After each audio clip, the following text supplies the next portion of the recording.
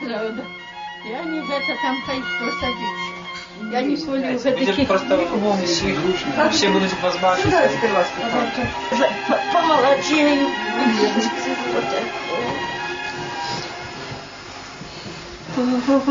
Слава Богу, что я бачу вас молодым.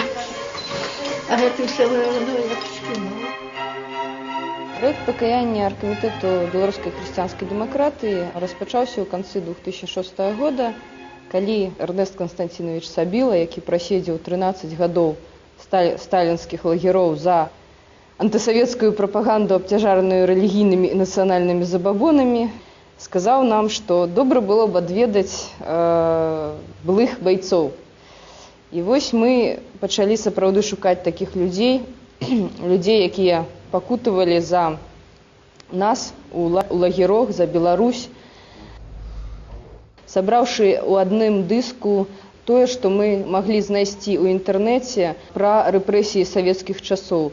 У прыватнасці вядомы фільм пачатку 90-х гадоў «Дарога на Курапаты» і таксама, далучыўшы сюды фільм пра цяперашніх вязняў сумлення, сабралі кнігі, артыкулы на тэму рэпрэсіяў на Беларусі, песні на гэтую тэму, карта расстрэлаў вядомага даследчыка Ігора Кузнецова па Менску і па Беларусі, фотаздымкі і шмат іншых матэрыялаў. Мы сталі распаўсюджваць гэты дыск за ахвяраванні, якія пасля сталі перадаваць вось гэтым людзям, якія сядзелі ў сталінскіх лагерах. А ўсіх нас згуртавалі ў Саюз беларускай моладзі. Не так яны гуртавалі, мы самыя хацелі. І ў гэтыя школы немцы да нас не заходзілі. Далі мне дзверш чытаць, і гэты інспектор школы, суравы, каб я прачытала, ты мой брат, каго зваць беларусам родную мову. Знаеце гэты верш? А потом недзе было: на нашым абшарах чужынец гуляе, а ты ў родным краю гаруй. А ў першым раду сядзелі немцы, і там гібіць камісар той ці які чорт. І я яшчэ, знаеш, як добры дурань, показала, а ў нашым, на нашых абшарах чужынец гуляе. Пры гэтым немцы сядзеў перакладчык. Калі б гэта ён пераклаў, там мне места і было б усе. Спявалі песні беларускія, танцавалі гэтыя беларускія танцы, крыжачкі. Што далей рыхтавалася? Я не скажу, бо яшчэ гэта мало часу. Уже гэтыя засабраліся дружыны, і уже, знаеш, была як настоящая арганізацыя Саюз беларускай моладзі. Былі і дружыны. Такім чынам, для нас вельмі важна зараз арганізоўваць сустрэчы з гэтых людзей, каб адбывалася пераемнасць пакаленняў, каб людзі, моладзь зразумела, што яны не першыя у змаганні за Беларусь, што не яны прыдумалі гэтую Беларусь, што яшчэ 60 гадоў таму маладыя людзі на той час сядзелі ў сталінскіх лагерах за удзел у незарэгістраваных моладзевых арганізацыях. У здарах гэта перадае дакументы мяне. І там, знаеш што? Такі вестибюль, у адзін бок калідор і ў другі. І ўсе абітыя чорным дзверы гэтыя. І тут 13-й пакой, адкрываюць мне дзверы, а там мой Саша сядзіць. Гэта мой кавалер сядзіць. Я, знаеш, думаю, я стала ля дзвярэй стаю і думаю, дзеўцы, гэта не гонар, каб ты сама да яго ішла. А трэба, каб ён цябе запрасіў. Ён маўчыць, і я маўчыць. А потом ён падымае і кажа: прахадзіце. І заходжу ў тупік, а там дзверы, і вялізарнае вакно за расчоткай. Тады ад мяне дайшло ўжо, дзе я. Мы стварылі сайт, прысвечаны рэпрэсіям на Беларусі, рэпрэсіі by.info, які мы хацелі, каб стаў парталам, антыкамуністычным парталам, дзе былі б сабраныя ўсе матэрыялы, успаміны, фота, відэа злачынстваў камунізму на Беларусі.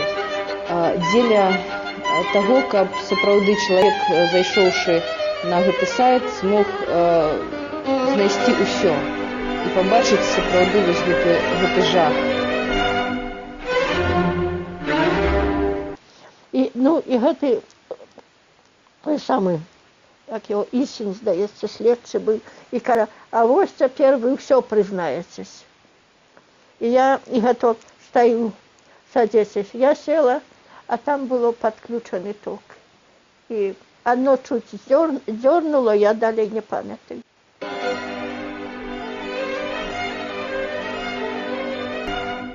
Коммунизм, на мою думку, мусит быть осуджены разом с фашизмом, осуджены менавіта як злачынства супраць чалавецтва. Пустили танки и змешали все с землей. И навіть я не ведаю, як где много и раненых было, много и всего. А потом писали, что это эпидемия прошла. А там был за нашими, ось четвертый барак еще, и туди каля самої зони.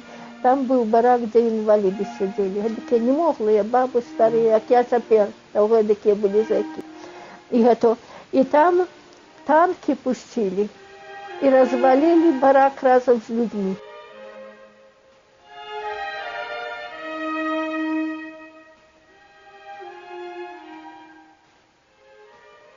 Асноўная наша мэта, паўтару, гэта менавіта пакаянне і асуджэнне камунізму на Беларусі.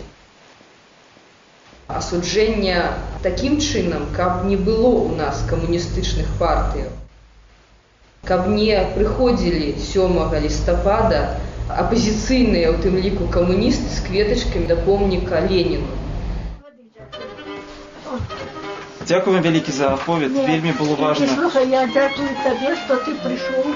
Я не ведала, што ты был зэк, але... Былых уже не бывае. Што? Як кажуць, уже былых палітвязняў не бывае. Ну, гадненько. Але, слава Богу, выжыў. А цяпер старайся, каб я на завочнікі дзе-то вучыўся. Не кідай гэтага ўсяго. Дзе адно можна. Я ведаю, што гэтая барацьба, яна працягваецца. І мы з аднаго боку, мы надзея для тых людзей сталага ўзросту, а з іншага боку, яны надзея для нас, таму што мы бачым, што мы не першыя, так, і мы ведаем, што мы не апошнія будзем. Калі нават у нас нічога не атрымаецца, але я спадзяюся, што атрымаецца у нас. Дай Бог здоров'я. Трымайцеся, ўсяго добрага. І каб гэтыя маладыя ішлі за табой. І кажу, жыве навечна Беларусь. Жыве. Богам шчыра вам дзякую. Трымайцеся, выпускнасці. Думала, што будзе зноў гэтыя крышку. Ну,